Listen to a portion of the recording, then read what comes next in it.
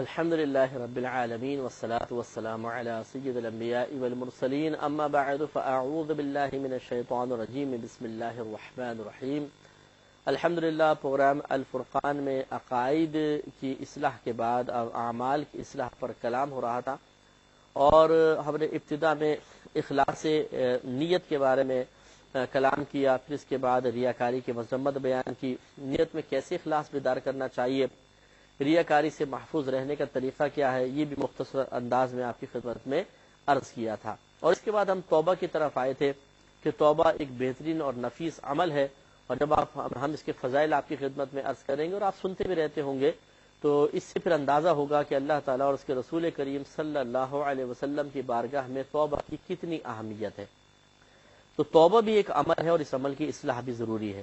اور ہم نے آپ کو پہلے بتایا تھا کہ بعض اوقات عدم معرفت کی بنا پر انسان ایک بہترین عمل کو اختیار کرتا ہے لیکن اسے ضائع کر بیٹھتا ہے۔ بالکل ایسا سمجھ لیجئے جیسے قیمتی ہیرا کسی کے ہاتھ میں آیا جو غیر تراشیدہ تھا، اور یہ اس کو تراشنے کا ہنر نہیں جانتا تھا۔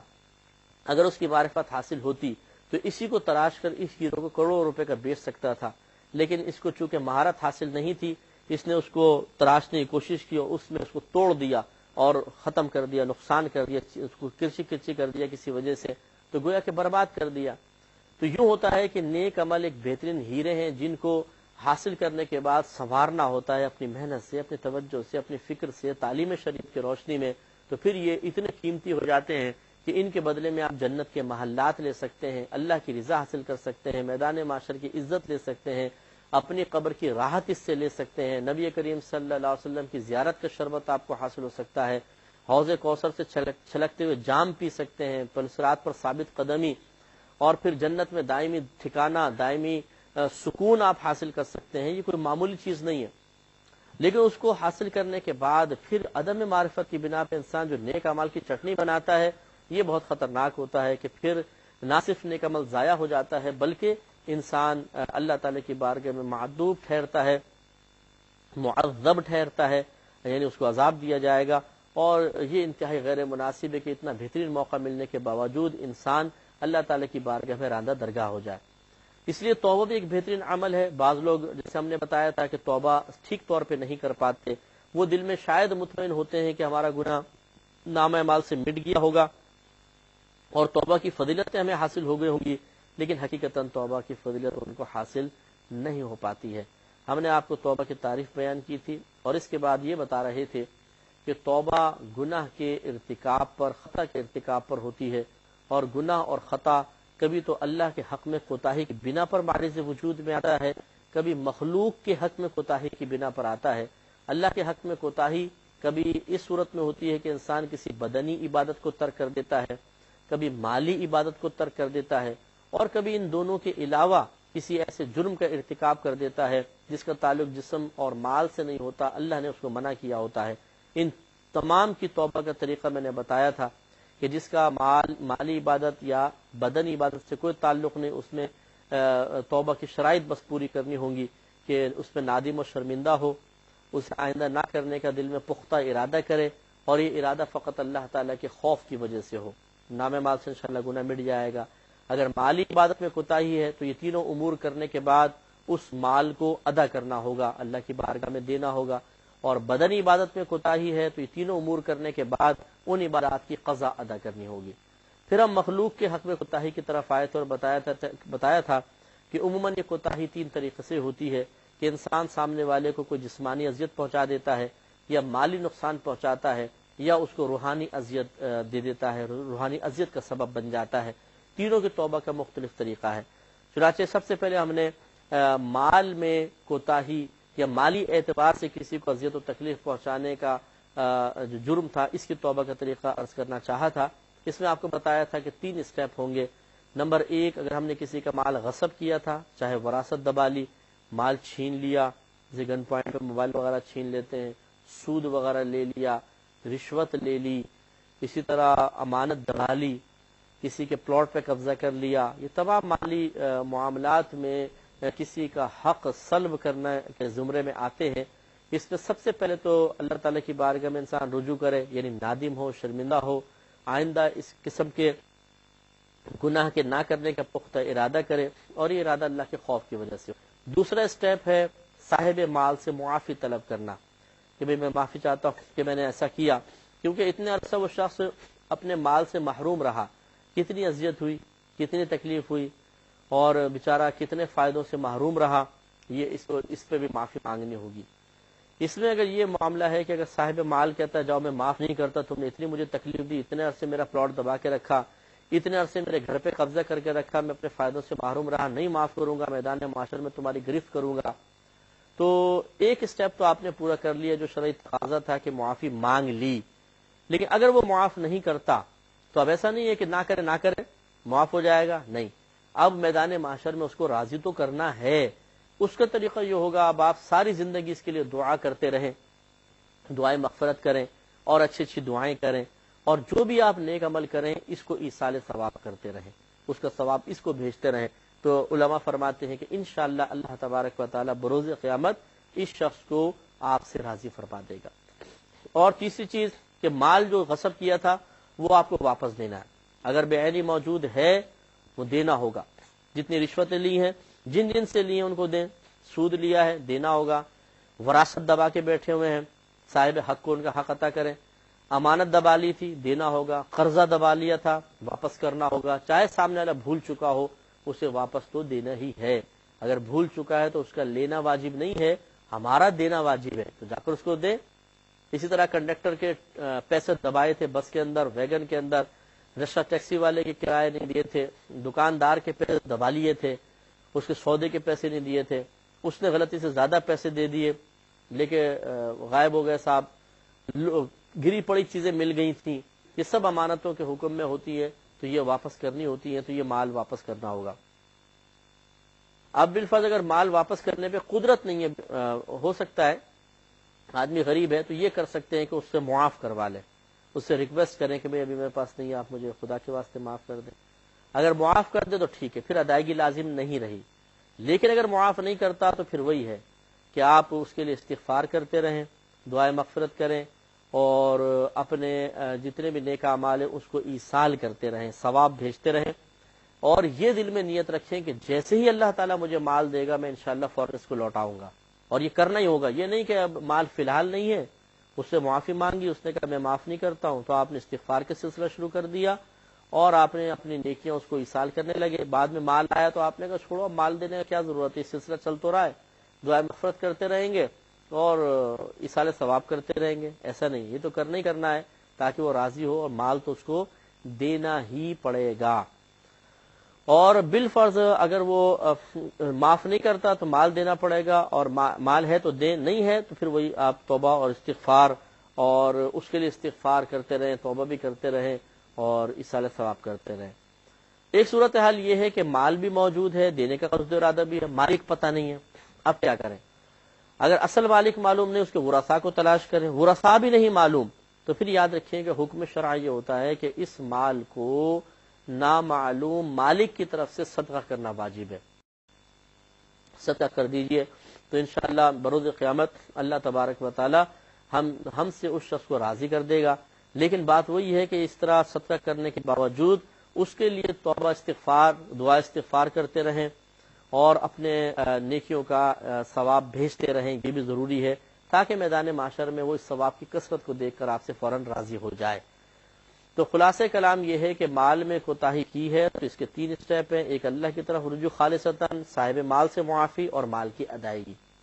اللہ کی طرف رجوع میں تو کوئی رکاوٹ نہیں ہے، معافی میں رکاوٹ اس طرح ہو سکتی ہے کہ آپ نے معافی مانگی، اس نے معاف نہیں کیا، تو آپ پھر اس کے لیے کوئی بات نہیں، آپ نے پھر سلسلہ کبھی وقتاً فوقتاً کوشش کرتے رہیں، معاف کر دے بھائی بہت اچھی بات ہے، نہیں کرتا تو آپ بہرحال دعائیں مغفرت کرتے رہیں، ایصال ثواب۔ تیسرا مال کی ادائیگی، اگر مالک معلوم ہے مال ادا کریں، مال نہیں ہے اس سے معاف کروانے کی کوشش کریں، معاف نہ کرے تو ادائیگی کی نیت کے ساتھ ایصال ثواب کرتے رہیں اور دعائیں مغفرت کرتے رہیں۔ اور اگر مالک ہی معلوم نہیں لیکن وارث معلوم ہے تو وارثوں کو دیں، مالک اور وارث دونوں ہی معلوم نہیں تو اس نامعلوم مالک کی طرف سے وہ تمام مال صدقہ کرنا واجب ہوگا، تو انشاءاللہ بڑے ذمہ ہوں گے۔ اب دوسری چیز کی طرف آ جائیں، جسمانی اذیت پہنچائی تھی، مکہ مار دیا کسی کو، گولی مار دی پیر میں، یا اور کوتاہیاں کی ہیں، تو ایسی صورت میں اس میں دو اسٹیپ ہوں گے، بڑے اسٹیپ دو ہی ہوتے ہیں، ایک اللہ کی طرف رجوع کرنا، دوسرا اس شخص سے معافی طلب کرنا۔ ہاں اگر وہ کہتا ہے کہ میں بدلہ لوں گا، آپ نے آنکھ پھوڑی، وہ کہتا ہے میں آنکھ پھوڑوں گا، آپ نے اس کی انگلی کاٹ دی، وہ کہتا ہے میں آپ کی ہاتھ کاٹوں گا، انگلی کاٹوں گا، تو اس میں پھر یہ کہ اگر قاضی اسلام ہوتا تو یہ سزا وہ دلوا سکتا تھا، لیکن اب چونکہ یہ حکومت اسلامیہ نہیں ہے، قاضی اسلام نہیں ہے، تو اس شخص سے یہ معافی کم از کم طلب کر لے کہ میں بڑی معذرت چاہتا ہوں، مجھ سے غلطی ہوگی، میں نے آپ کو مارا، پیٹا اور آپ کو جسمانی اذیت پہنچائی، اور بہتر یہ ہے کہ اگر ہو سکے تو اپنے آپ کو بدلے کے لیے پیش کر دے، آپ مجھے بھی مار لیں، مجھے اذیت پہنچا لیں، تاکہ میرے ضمیر کو سکون مل جائے، قلبی مجھے اطمینان حاصل ہو جائے۔ اگر وہ راضی ہو جاتا ہے ٹھیک، نہیں ہوتا بہرحال عموماً کون بدلہ لیتا ہے، جب سامنے کوئی عارضین کی ساری کے ساتھ پڑا ہو تو پھر عموماً رحم آ ہی جاتا ہے، تو بہرحال اس سے معافی طلب کرنی ہوگی، وہ معاف کرے گا تو پھر یہ توبہ بھی اللہ کی بارگاہ میں مقبول ہوگی، اور بالفرض اگر وہ معاف نہیں کرتا، بات پھر وہی آ گئی کہ میں نہیں معاف کرتا ہوں، تم نے میرے ہاتھ توڑ دیا، میرا پیر توڑ دیا، اور میں بدلہ نہیں لیتا ہوں لیکن معاف بھی نہیں کرتا ہوں، تو پھر ایسی صورت میں پھر وہی ہے کہ آپ اس کے لیے تا حیات دعائے مغفرت کرتے رہیں اور کثرت سے ایصال ثواب کریں، امید ہے کہ اللہ تبارک و تعالیٰ میدان معاشر میں اسے آپ سے راضی فرما دے گا، اور اس پر میں انشاءاللہ آپ کو ایک طویل حدیث عرض کروں گا کہ کس طرح اللہ تعالیٰ راضی کرے گا۔ اور اس کے بعد روحانی اذیت،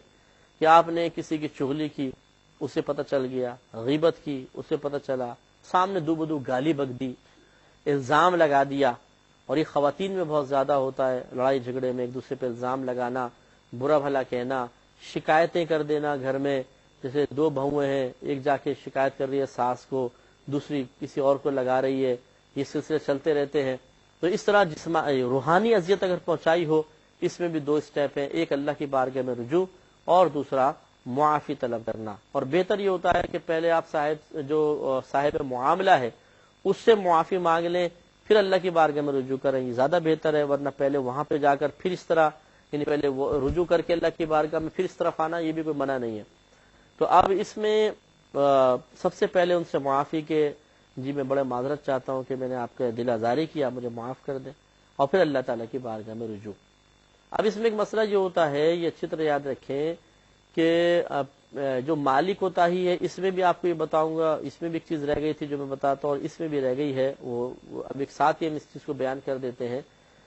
کہ بعض اوقات ایسا ہوتا ہے، جیسے مثال کے طور پہ آپ نے کسی مخلوق خدا کا مال چرا لیا تھا، کسی انسان کا، اور اب اس کو اگر بتائیں گے تو فتنے کا اندیشہ ہے بہت زیادہ، یا ایک شخص تھا عام حالت میں تھا، اس نے مال چرا لیا، اب اللہ نے اس کو عزت عطا فرمائی، ایک مقام، ایک وقار اس کا قائم ہو گیا، اب اگر یہ جا کے سے بولتا ہے جی میں نے چوری کی تھی اور وہ لوگوں کو بتا دے تو اس کا وقار زائل ہو جائے گا، ایسے میں بالکل اجازت ہوگی کہ یہ اس اپنے قصور کو چھپا لے، اور معافی طلب کرنے کے سلسلے میں یوں کر سکتا ہے کہ یہ ایک گمنام خط لکھے اور اس میں بہت ہی اچھے انداز سے فضائل اور اللہ تعالیٰ کے انعامات کا تذکرہ کرے کہ اگر آپ معاف کر دیں گے آپ کو یہ فضیلت ملے گی، یہ اور میں نے یہ آپ کی کوتاہی کی ہے، آپ مجھے معاف کر دیں، لیٹر بھیج دیں۔ اور جو اگر مالی کوتاہی ہے تو پھر گمنام طریقے سے اس کو مال پہنچا دے، کسی کے ذریعے یا ویسے ہی مطلب کسی بھی طریقے سے اس تک مال پہنچ جائے۔ روحانی معاملے میں یہی ہے، آپ نے پیٹھ پیچھے کسی کی غیبت کی، ایک ہے اس کو غیبت کی اطلاع مل گئی، اس میں ٹھیک ہے اس کی دل آزاری ہو گئی، اور ایک ہوتا ہے کہ ابھی آپ نے کسی کی غیبت کی ہے، اس کو اطلاع نہیں ملی، حقیقتاً ابھی اس کی دل آزاری نہیں ہوئی ہے کیونکہ اس کو تو ابھی پتہ نہیں چلا، تو کیا توبہ کرنے کے لیے ضروری ہے کہ اس کو آ کے بتائیں کہ جی میں نے آپ کی غیبت کی تھی، مجھے معاف کر دے؟ تو یہ مطلب بظاہر مناسب نہیں ہوگا، اگر اس کو اطلاع مل گئی ہے تو معافی طلب کرے، ورنہ اب اس کی دل آزاری ہوگی، پہلے نہیں تھی کہ اس کو تو پتہ ہی نہیں کہ میری غیبت کی گئی ہے، اب آ کے بتائے گا کہ جی میں نے آپ کی غیبت کی ہے تو اس کو تو دل آزاری ہوگی، تو اس لیے، اور ہو سکتا ہے فتنے کا باعث بھی بنے، تو اس لیے یہ ضروری نہیں ہے کہ آ کے آپ اسے بتائیں کہ میں نے آپ کی غیبت کی ہے۔ ہاں اگر آپ کو یہ گمان ہو کہ بعد میں کبھی اطلاع مل جائے گی تو پھر آ کے آپ ایک اجمالی طور پہ کہہ سکتے ہیں کہ بھائی پہلے گفتگو چل رہی ہے، پھر آپ نے کہا کہ اچھا بھائی دیکھو کبھی زندگی میں میں نے آپ کی غیبت کر دی ہو، چغلی کر دی ہو، آپ کی کوئی ایسی بات کر دی ہو کہ اگر آپ کو اطلاع ملے آپ کی دل آزاری ہو جائے گی تو آپ مجھے معاف کر دیجئے، تو وہ کہے کہ چلو اچھا میں نے معاف کیا، تو پھر اس کا گناہ ہٹ سکتا ہے اور پھر اللہ کی بارگاہ میں انسان رجوع کرے۔ ماں باپ کی دل آزاری کر دی تھی، سخت لہجے میں بات کر لی تھی، گھور کر دیکھ لیا تھا، اس کی توبہ کا بھی یہ طریقہ ہے، پہلے ان سے معافی، پھر اللہ کی بارگاہ میں رجوع۔ تو خلاصہ کلام یہ ہے کہ جب انسان اس طریقے سے کامل طریقے سے توبہ کرتا ہے تو اس پر اللہ تعالیٰ کی رحمتوں کے دروازے کھل جاتے ہیں اور بے شمار انعامات اس کو حاصل ہوتے ہیں، جو انشاءاللہ ہم آپ کی خدمت میں عرض کریں گے۔ جیسے قرآن عظیم میں اللہ تبارک و تعالیٰ نے ارشاد فرمایا وَتُوبُوا إِلَى اللَّهِ جَمِيعًا أَيُّهَا الْمُسْلِمُونَ لَعَلَّكُمْ تُفْلِحُونَ، اے ایمان والو اللہ تبارک و تعالیٰ کی طرف تم سب کے سب توبہ کرو، لعلکم تفلحون، اس امید پر کہ تم فلاح پا جاؤ، یعنی کامیاب ہو جاؤ۔ معلوم ہوا کہ ایک تو توبہ کرنا واجب ہوا، توبو امر کا صیغہ ہے، اور دوسری بات یہ ہے کہ اس کا فائدہ اللہ نے بیان فرمایا کہ فلاح و کامرانی حاصل ہوگی۔ فلاح و کامرانی مختلف قسم کی ہوتی ہے، دنیا سے اپنا ایمان سلامت لے کر جانا بہت بڑی کامیابی ہے، عذاب قبر سے محفوظ ہو جانا، منکر نکیر کے سوالات کے جوابات میں ثابت قدم رہنا، میدان معاشر میں عذابات سے بچ جانا، اللہ تعالیٰ کے غضب سے محفوظ رہنا، پل صراط آسانی سے پار کر جانا، اللہ کی رضا حاصل کر کے جنت کا دائمی ٹھکانہ حاصل کر لینا، یہ سب فلاح کے تحت آتے ہیں۔ تو گویا کہ جو توبہ کر لیتا ہے اسے تمام چیزیں انشاءاللہ حاصل ہوں گی۔ اور اسی طریقے سے توبہ کا حکم دیتے ہوئے اللہ تبارک و تعالی نے ارشاد فرمایا کہ یا ایھا الذین آمنو، اے ایمان والو، توبوا الی اللہ توبۃ نصوحا، اللہ تعالی کی طرف پکی توبہ کرو، ایسی توبہ کرو جو نصیحت بن جائے، یعنی دوسروں کے لیے باعث نصیحت ہو، اس طرح کی اللہ کی بارگاہ میں توبہ کرو۔ تو معلوم ہوا کہ توبہ کا حکم موجود ہے تو ہم پہ لازم ہے کہ ہم توبہ کریں، اور انہی شرائط کے ساتھ کریں گے تو انشاءاللہ فضیلت حاصل ہوگی۔ پھر دیکھیے اگر صرف ہمیں حکم ہوتا، بہرحال ہمیں توبہ تو کرنی تھی، لیکن ہمارے نبی کریم صلی اللہ علیہ وسلم نے باوجود امام المعصومین ہونے کے آپ نے بھی توبہ فرمائی۔ نبی کریم صلی اللہ علیہ وسلم کا توبہ فرمانا معاذ اللہ کسی گناہ کے جواب میں نہیں تھا، بلکہ معاملہ یہ ہوتا تھا کہ چونکہ آپ نبی تھے تو تعلیم امت کے لیے مختلف اعمال اپناتے تھے۔ جس طرح آپ نے اپنے قول کے ذریعے اعمال کے درجات کو متعین کیا کہ یہ فرض ہے، واجب ہے، سنت ہے، نفل ہے، اس طرح اپنے افعال کے ذریعے بھی متعین کیا ہے۔ اس پہ انشاءاللہ ہم تفصیل کلام عرض کریں گے اگلے پروگرام میں۔ ابھی چونکہ قلت وقت ہے نہیں عرض کر سکتے، انشاءاللہ ضرور ملاحظہ فرمائیے گا، اس میں ہم آپ کو بتائیں گے کہ کس طریقے سے اور کیوں نبی کریم صلی اللہ علیہ وسلم نے توبہ فرمائی۔ وآخر دعوانا ان الحمدللہ رب العالمین۔